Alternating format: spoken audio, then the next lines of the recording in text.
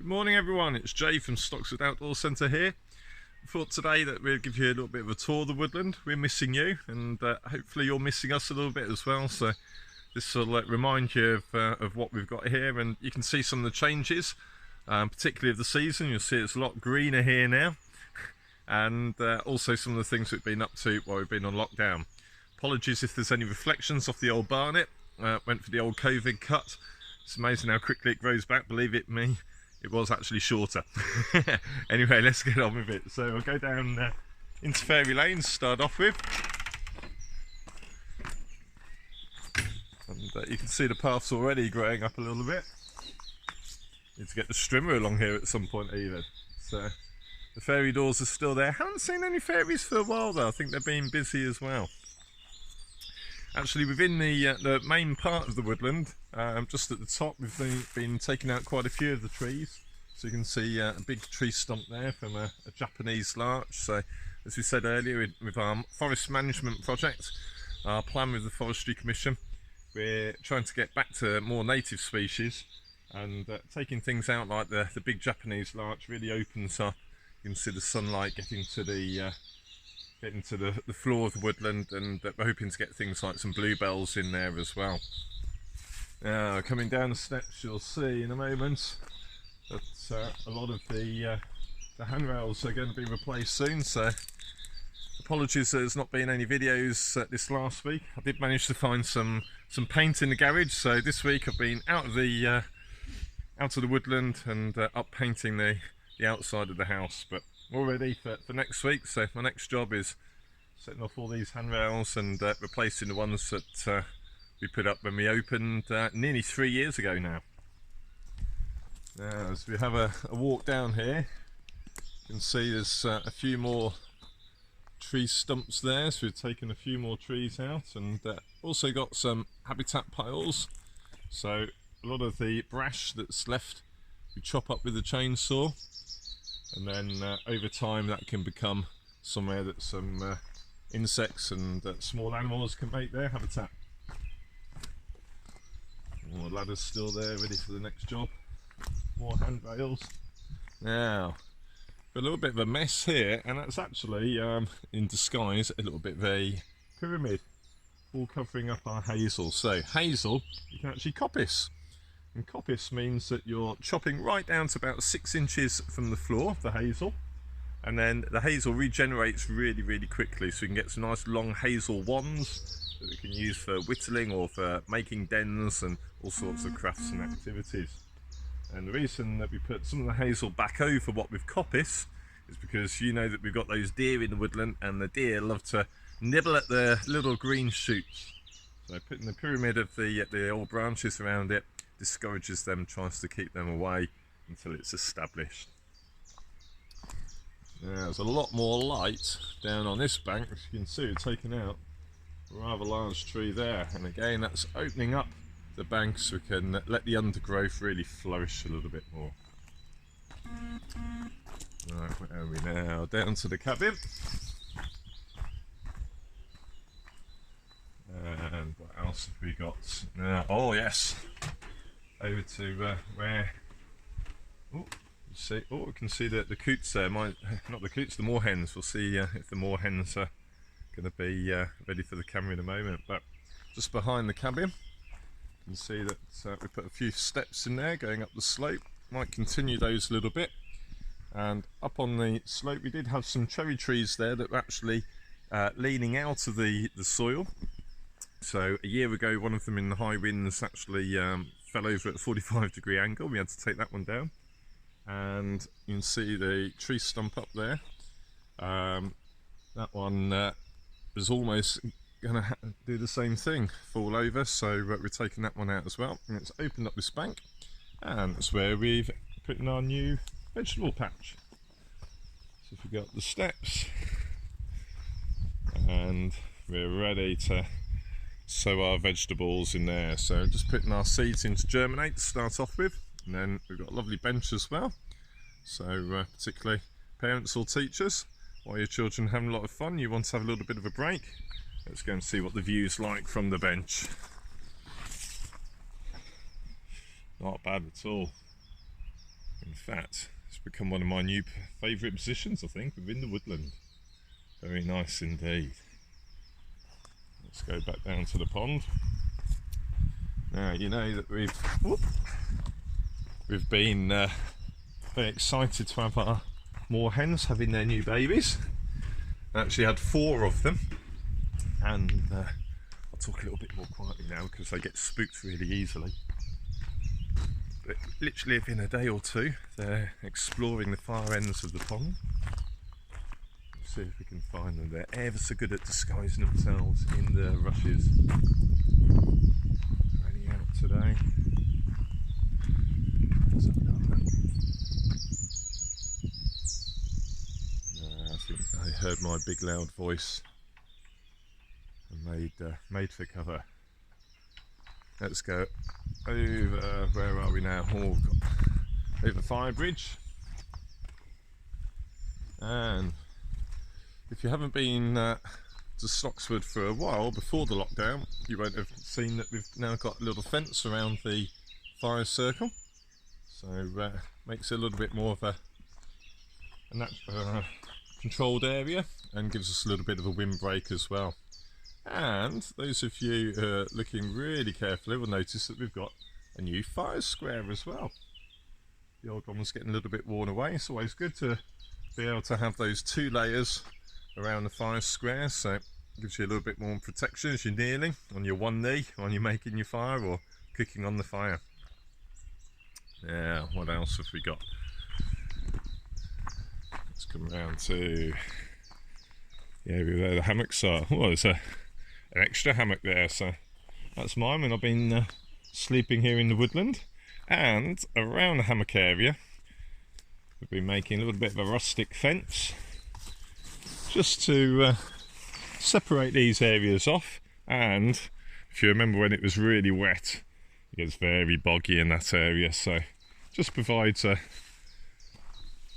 little bit of a boundary for the area and for where the hammocks are. I think it sets the area off quite nicely all the way around the hammocks. Let's have a look from the other side. There we go, not bad at all.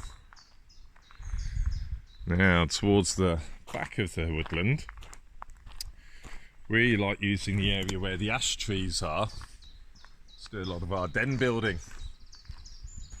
And what I'm hoping to do over the next week is to look at quite a few of the knots that we use. Those of you that have been to us since last October know that we've now got our skills charts with about 20 different skills, from knot tying to using tools, making fire and managing fire as well.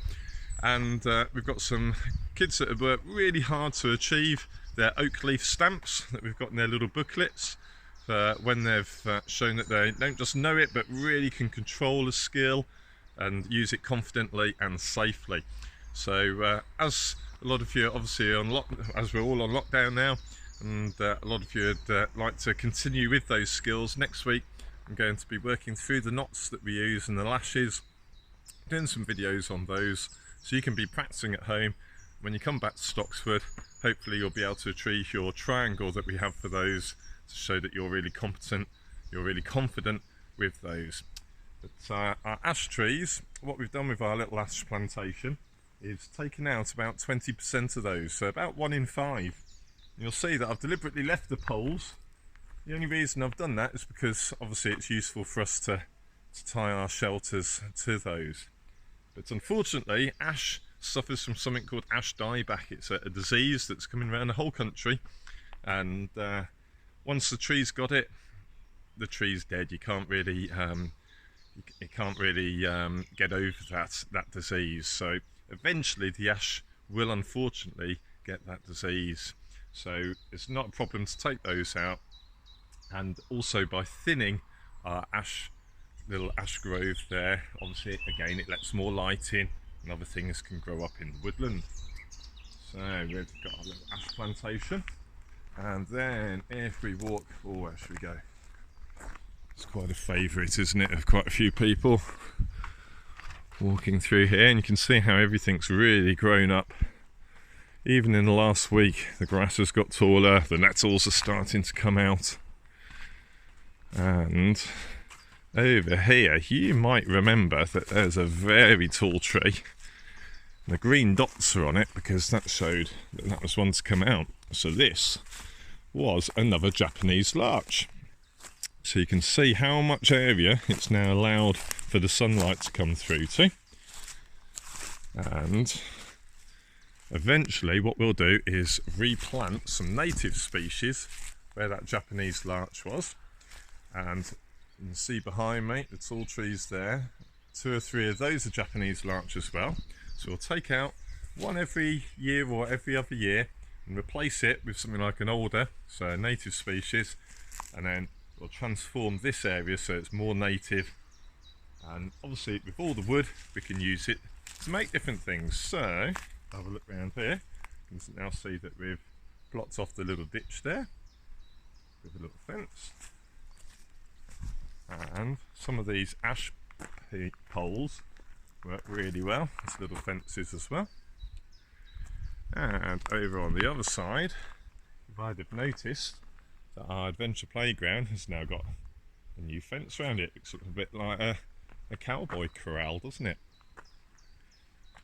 So Jacob, my son's been helping me with that, putting all the posts in and weaving in all the different branches that have been chopping down. Let's go inside the adventure playground. There we go. Fantastic. So we've got a nice fence all the way around. And you might be thinking, Jay, you've left a section. Well, I did find it was really tricky to get the quad bike in here to put down all the bark chippings, so I thought I'd leave myself a gate. That way it's a little bit easier.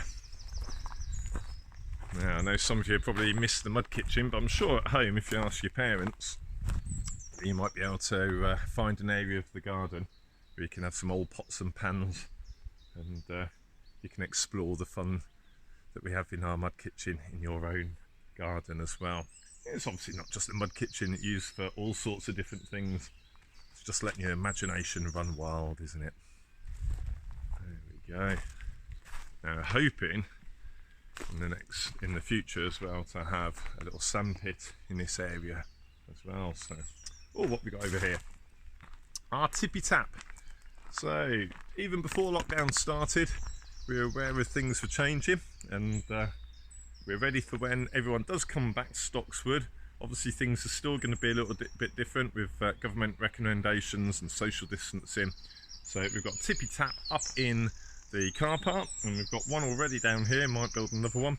And this is for hands-free washing. So we've got some of our special hand gel, which is it's all natural. It's what we've got in this one. I think it's aloe vera, and smells very nice. And then when you put the soap on your hands, rather than being like our hand gel, that's actually soap, rub it into your hands, and you'll see, this is my second version with a little footrest. As you tip your foot down, where are we? There we go. Water comes out of the tippy tap, and you can wash your hands and wash all the soap off. And because it's a natural soap, doesn't matter if it's going down on the ground. And because it's got a tiny little hole, it uses a fraction of the amount of water that normally would wash your hands. And with the COVID situation, it means that you're not sharing the hand washing area with anyone else. It's a much safer way of washing your hands too. What have we got here? Oh, I do like this. It's a little spider's web. There we go. Spinning around in the wind. And with our knots and our lashes next week, we could see how we could make one of those maybe. So there's been lots to do at Stockswood while I've been on lockdown. The first 3 weeks, I only think there's 2 days in the 3 weeks I wasn't down here making things. So it's been very busy, but very enjoyable. But very strange not having you guys here, and we really miss you. So do message us, do let us know what you're getting up to. If you've been doing any practical things outside or making pictures, do send a picture of them to us. We'd love to see what you're getting up to, and we're really looking forward to seeing you all soon. So all the very best,